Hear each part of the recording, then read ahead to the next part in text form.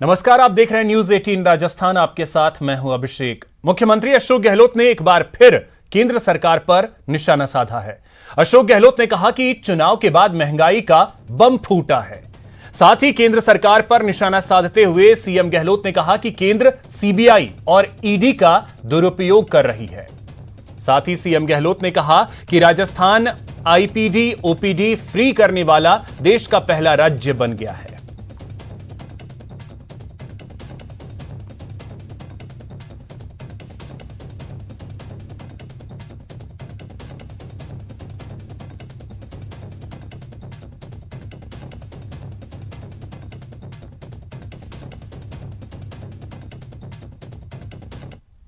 जैसे इंडिया को कहना पड़ा कि आज सीबीआई कहाँ तो रेड कर रही है, कहाँ नहीं कर रही है। इस प्रकार से उसकी वर्किंग को एग्जामिन करने का वक्त आ गया, ऐसा कुछ कहा उन्होंने।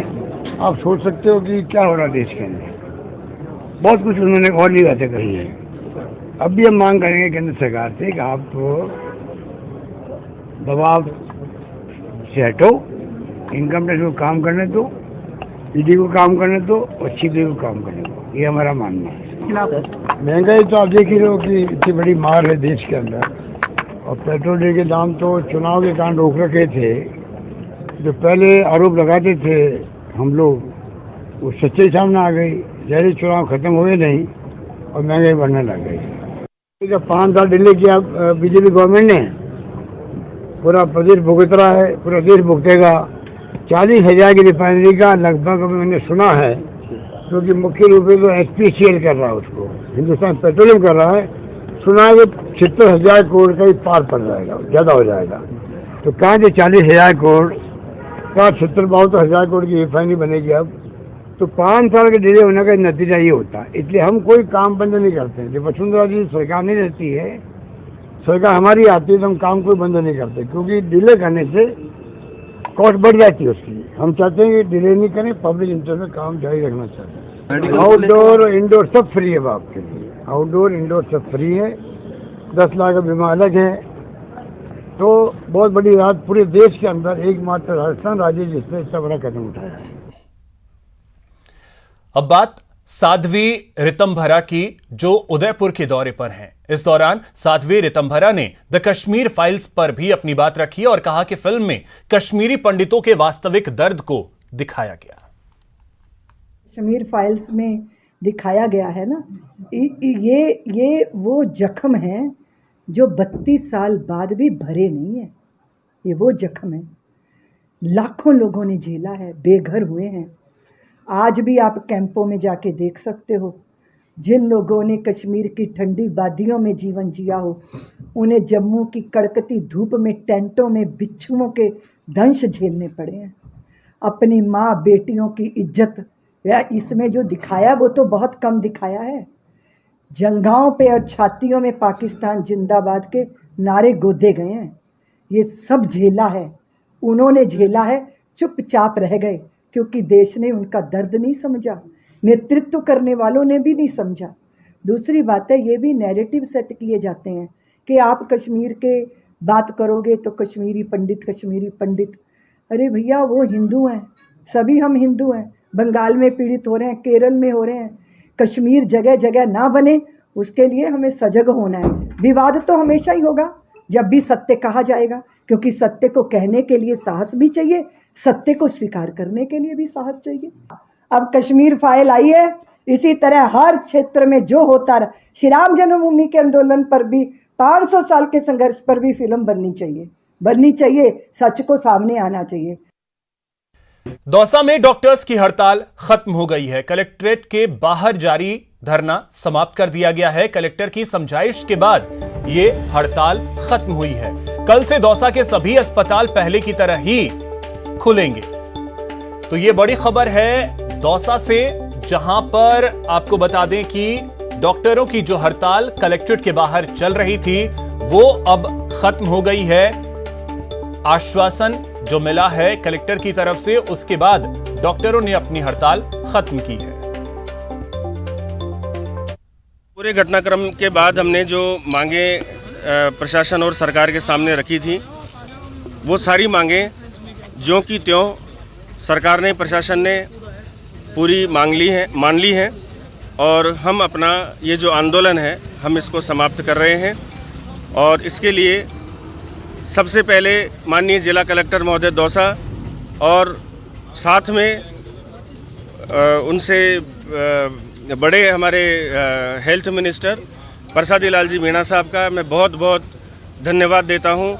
हम गत 4 दिनों से जो हड़ताल हमने कर रखी थी उनमें जो हमारी डिमांड्स थी वो मीडिया पे पहले डिस्प्ले हो चुकी है और हमारी राज्य सरकार ने, हमारे प्रशासन ने, हमारे नेशनल जो हमारी लेवल की जो संस्थाएं हैं, IMA का नेशनल लेवल, स्टेट लेवल, उपचार का स्टेट लेवल, इन सब ने हमारा साथ दिया और हमारी सारी मांगें पूर्ण होने में इनका भी बहुत योगदान रहा।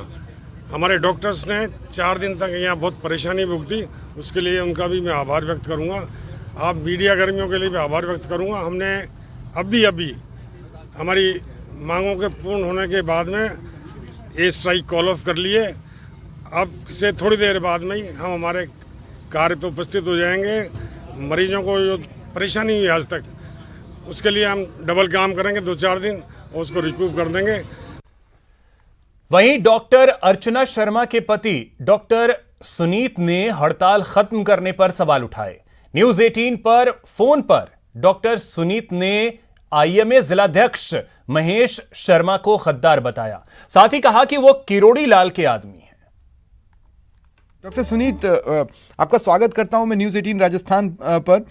डॉक्टर्स को लगता है कि अब चीजें सही दिशा में जा रही हैं, आप सहमत हैं इससे? सहमत नहीं हूँ। देखिए, हमारी जो डिमांड थी ना, मैं आपको बता रहा हूँ, बल्ल्या जोशी गिरफ्तार नहीं हुआ, महेश बिहारी शर्मा गिरफ्तार नहीं हुआ, डॉक्टर किरोड़ी लाल मीणा पे कोई कार्रवाई नहीं हुई, राजस्थान सरकार ने कोई ऐसा कानून नहीं बनाया जिससे आम डॉक्टर सुरक्षित महसूस करे, केंद्र सरकार ने ऐसा कोई कानून नहीं बनाया जिससे आम डॉक्टर सुरक्षित महसूस कर सके। तो दौसा एसोसिएशन ने यदि बंद किया है, स्ट्राइक कॉल ऑफ की है, तो डॉक्टर महेश शर्मा ने गद्दारी करी है। वो किरोड़ी लाल के आदमी है, इसलिए उन्होंने गद्दारी करी है। ऐसा होना नहीं चाहिए, कहीं पे भी स्ट्राइक कॉल ऑफ नहीं हुई है। नहीं, तो इसका मतलब ये है कि क्या डॉक्टर्स इस वक्त इस बात को लेकर बटे हुए हैं? इसमें भी गुट बने हैं? डॉक्टर्स नहीं बटे हुए, कुछ डॉक्टर सब जगह होते हैं, इनके पॉलिटिकल एम्बिशंस हैं डॉक्टर महेश शर्मा के, और ये किरोड़ी के आदमी है, किरोड़ी इनके घर आके रुकता है, सब लोग जानते हैं बात, इसीलिए ऐसा कर रहे हैं। तो फिर कल स्थिति क्या रहेगी दरअसल? देखिए, मुझे तो क्या करना है, मैं तो सब कुछ खो चुका हूँ। मेरी वाइफ की अंतिम इच्छा थी डॉक्टर्स को न्याय मिले, पर ऐसे नेता लोग गद्दारी करते रहेंगे तो जो हो सो हो। हम डॉक्टर्स की तकदीर में जो होगा सो होगा। नहीं डॉक्टर सुनीत, मैं समझ पा रहा हूँ आप पर क्या गुजर रही है, लेकिन प्रमुख तौर पर, मोटे तौर पर सारे डॉक्टर्स देश भर के इस प्रकरण में आपके साथ है। कई लोगों ने स्ट्राइक्स बुलाई, अपनी अपनी जगहों पर लोग प्रदर्शन भी कर रहे हैं। एक धड़ा अगर आपको लगता है कि इस तरह की चीजें हुई हैं, ये धड़ा सिर्फ तो पॉलिटिकल धड़ा है, वो समझा जा डॉक्टर्स सकता नहीं है, डॉक्टर्स की खाल में राजनेता हैं ये लोग। जी, इनका मकसद ये है अपने पॉलिटिकल नेताओं की गुड बुक्स में रहना। डॉक्टर महेश शर्मा को किरोड़ी लाल मीणा का आशीर्वाद मिलेगा इससे, पहले भी वो उनके ही चर्चे रहे हैं, सारा पूरा दौसा इस बात को जानता है।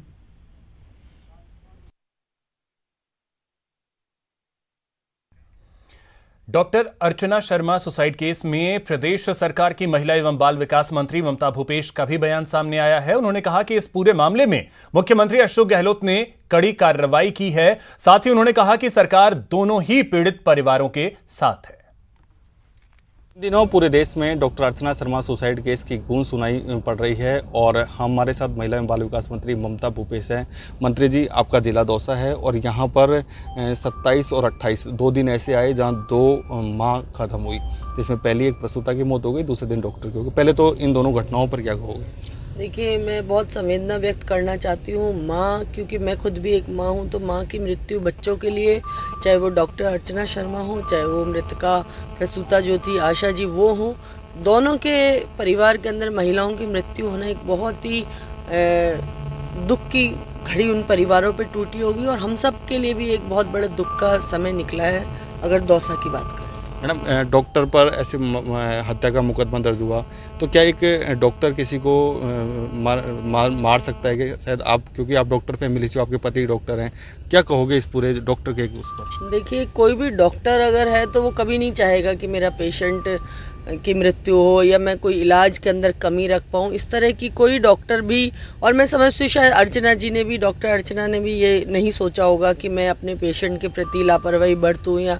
लेकिन कई बार बीमारियों में कुछ कॉम्प्लिकेशंस ऐसे हो जाते हैं जिनकी वजह से पेशेंट की मृत्यु हो जाती है। तो जो आशा जी जिनकी मृत्यु हुई, जो प्रसूता थी, वो इसी तरह के कॉम्प्लिकेटेड केस के तहत जूझ रही थी, जिसकी वजह से उनकी मृत्यु हुई।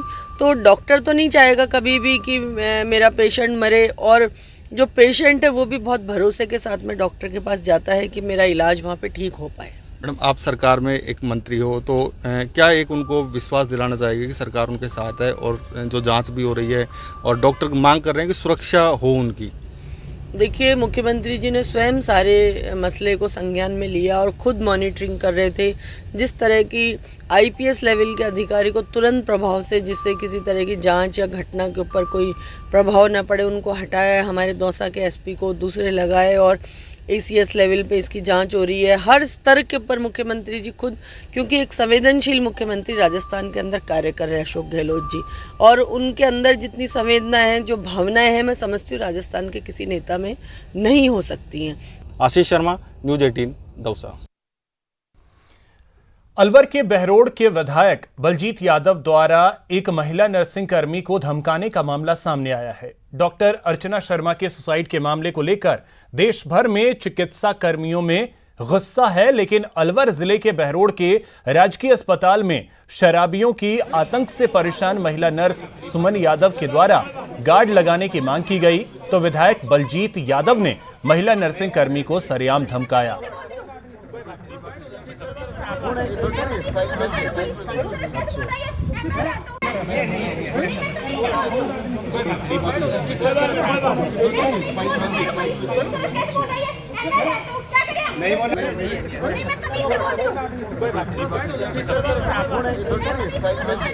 मैं तो यही कहा था, स्टेज पे गई थी मैं एमएलए साहब से मिलने के लिए, लेकिन एमएलए साहब नीचे उतर के आगे नहीं सुना उन्होंने, क्योंकि मैं तो एक आम आदमी हूँ, तो मैं नीचे उतर के आगे। तो फिर मैं वहाँ तक गई कि मैंने स्टाफ से बात करी, आप इस मैटर पे कहिए। स्टाफ सब स्वागत के लिए लगे, जो प्रॉब्लम है वो हमें बतानी चाहिए, हमारे एमएलए को बताएंगे, नहीं तो किसको बताएंगे। तो मैंने उनको कहा, तो एमएलए साहब ने एक बार तो डांट मारा मुझे, फिर उन्होंने बाद में अपनी गलती को रियलाइज़ किया और इस बात को समाधान करने के लिए कहा है। प्रदेश कांग्रेस कार्यालय में लगने वाला मंत्री दरबार पिछले करीब 3 महीने से बंद है। पहले कोरोना की बंदिशें, तो बाद में विधानसभा सत्र के चलते पीसीसी में मंत्रियों की जनसुनवाई बंद रही। अब कोरोना का प्रकोप भी कमजोर पड़ चुका है और विधानसभा सत्र भी खत्म हो चुका है, लिहाजा अब इंतजार फिर से इस जनता दरबार के शुरू होने का किया जा रहा है। बता दें कि जनता दरबार में सुनवाई की आस लेकर कई फरियादी अब भी प्रदेश कांग्रेस कार्यालय पहुंचते हैं, लेकिन उन्हें निराश होकर लौटना पड़ता है।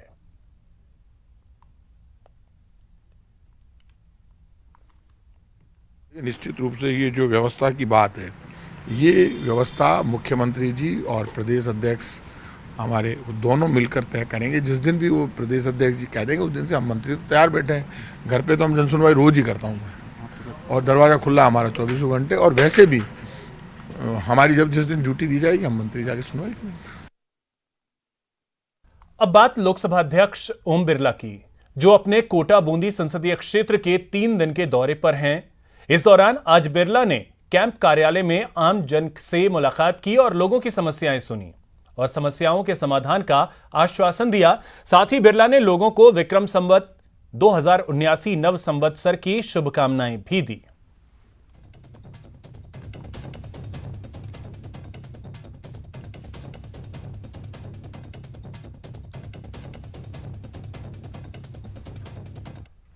बीजेपी के राष्ट्रीय अध्यक्ष जेपी नड्डा के पूर्वी राजस्थान दौरे को लेकर कांग्रेस ने हमला बोला है। कैबिनेट मंत्री प्रताप सिंह खाचरियावास ने कहा कि काठ की हांडी बार बार नहीं चढ़ती। बीजेपी झूठे वादे कर सत्ता में आई, लेकिन अब जनता हकीकत जान चुकी है। उन्होंने कहा कि भले जेपी नड्डा आए या बीजेपी का कोई दूसरा नेता, यहां जनता इन्हें सबक सिखाने के लिए तैयार बैठी है।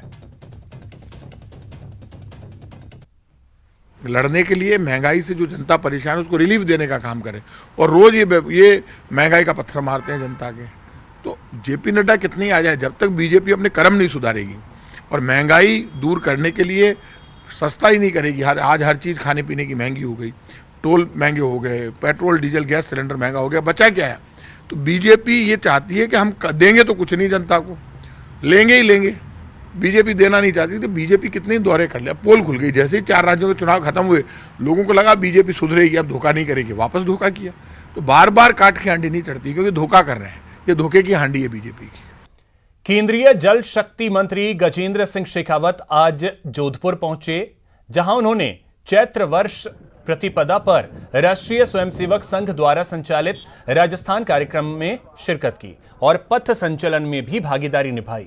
इस बीच दिल्ली में आवश्यक कार्य होने के कारण दिल्ली के लिए रवाना हो गए। इस दौरान एयरपोर्ट पर मीडिया से मिलते हुए शेखावत ने सभी को भारतीय नववर्ष की शुभकामनाएं दी और उन्होंने नववर्ष को आजादी के अमृत महोत्सव के मौके पर विशेष बताया।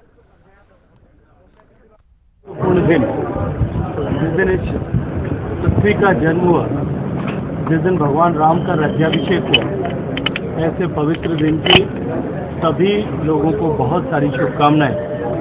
आज से जो नया वर्ष प्रारंभ हो रहा है, ये एक ऐसे महत्वपूर्ण अवसर पर आया है जब देश आज़ादी का अमृत महोत्सव ऐसा मना रहा है और हमने अमृत काल में प्रवेश किया है। आने वाले 25 साल में जब देश आज़ादी की शताब्दी मनाएगा, तब हम देश को कैसा देश बनाने की कल्पना करते हैं, उस दिशा में आगे बढ़ने के लिए आज इस नए वर्ष के दिन से हम सब संकल्पबद्ध हों।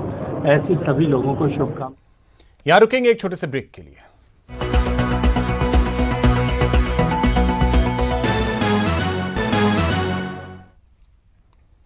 ब्रेक के बाद आपका स्वागत है। मार्च महीने में गर्मी ने 122 साल का रिकॉर्ड तोड़ा है। मौसम विभाग के साइंटिस्ट आर.के. जेनामनी ने कहा कि आने वाले महीनों में भी इसी तरीके की गर्मी का सामना करना पड़ेगा। दिल्ली, एनसीआर समेत मध्य प्रदेश, गुजरात, राजस्थान में इसी तरीके की भीषण गर्मी रहेगी और प्रचंड गर्मी का असर पर्यावरण के साथ साथ पशु पक्षियों पर भी पड़ेगा। 122 साल का रिकॉर्ड तोड़ा है और जिस तरीके से मार्च का महीना बेहद ज्यादा गर्म रहा, इसी पर बात करने के लिए मौजूद है आर.के. जेनामनी जी, जो कि मौसम विभाग के साइंटिस्ट हैं। सर, हमने देखा कि मार्च का महीना बेहद ज्यादा गर्म रहा और 122 साल का रिकॉर्ड तोड़ा है। 33.1 है उसका जो तापमान हमारे पास जो आंकड़ा आया है, और ये जो है पिछले 122 ईयर्स 1901 ऑनवर्ड हमारे पास रिकॉर्ड है। तो उसमें पहले 2010 था, व्हेन टेम्परेचर हुआ 33.09, अभी 33.1 हो गया। सो ये हाईएस्ट है, it has broken all the record earlier. Average maximum temperature monthly March, और सिमिलर ऑल्सो जैसे मिनिमम का ले एवरेज या टोटल मीन टेम्परेचर मार्च का ले, वो भी सेकेंड एंड थर्ड हाईएस्ट है। और सबसे ज़्यादा जो एरिया अफेक्ट हुआ है वो उत्तर पश्चिम भारत है। हमारा दिल्ली, हरियाणा, राजस्थान और पश्चिम हिमालय का जो क्षेत्र है, वहाँ तो तापमान कंटिन्यूसली हाई रहा, 7 से 9 डिग्री 15 दिन रहा। हीट वेव भी हुआ जो पहले ऐसे नहीं हुआ था, तो ये रिफ्लेक्ट हुआ है। और उत्तर पश्चिम भारत में भी हाईएस्ट टेम्परेचर दर्ज किया गया। अगर मार्च का हम एवरेज मैक्सिमम ले, मार्च में बारिश कम होता है, लेकिन कभी कभी पश्चिम विक्षोभ जो होता है, वेस्टर्न डिस्टर्बेंस, वहाँ से बारिश होता है। पंजाब, हरियाणा, उत्तरी हवा भी रहता है जैसे दिल्ली है, लेकिन इस साल वो भी नहीं है। कल एक दिन देखिए उत्तर से हवा आया, 3 डिग्री भी कम कर दिया ना, पहले 39-40 होता था, अभी 36.6 था।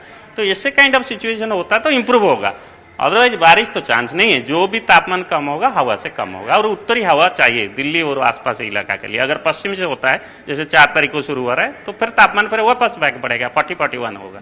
तो आपने देखा, ये थे हमारे साथ बात करने के लिए मौसम विभाग के वैज्ञानिक डॉक्टर आर.के. जेनामनी, जिनका कहना है कि आने वाले दिनों में कुछ गर्मी इसी तरीके की रहने वाली है। कैमरा पर्सन प्रहलाद के साथ रचना, न्यूज़ 18 दिल्ली।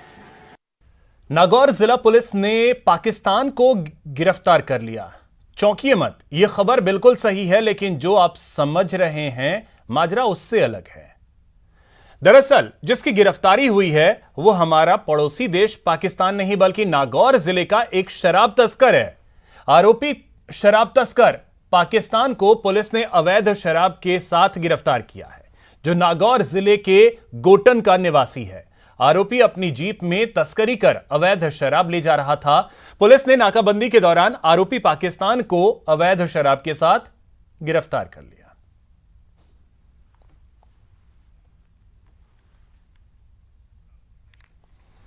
खबर प्रतापगढ़ से है, जहां एक होटल में देर रात पुलिस सब इंस्पेक्टर और नारकोटिक्स के जिला अफीम अधिकारी और इंस्पेक्टर के बीच हाई वोल्टेज ड्रामा शुरू हो गया।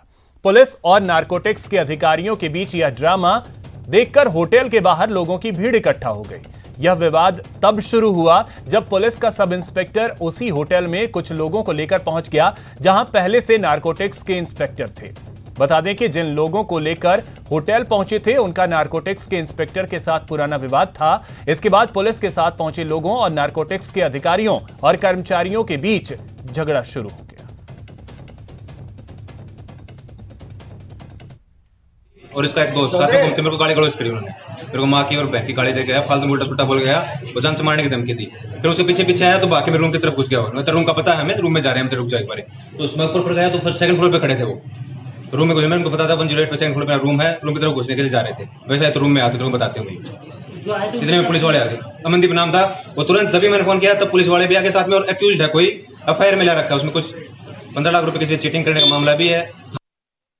पेट्रोल और डीजल के दाम बढ़ने से उपभोक्ता काफी परेशान नजर आ रहे हैं। आज भी पेट्रोल डीजल के दामों में बढ़ोतरी की गई है। पेट्रोल 88 पैसे और डीजल 81 पैसे प्रति लीटर महंगा हुआ है। भरतपुर में पेट्रोल 114 रुपए 58 पैसे प्रति लीटर हो गया है। पेट्रोल डीजल के दामों से जिस तरीके से दाम बढ़े हैं, उपभोक्ता नाराज हैं। पेट्रोल पंप पर उपभोक्ताओं से बात की हमारे संवाददाता दीपक पुरी ने।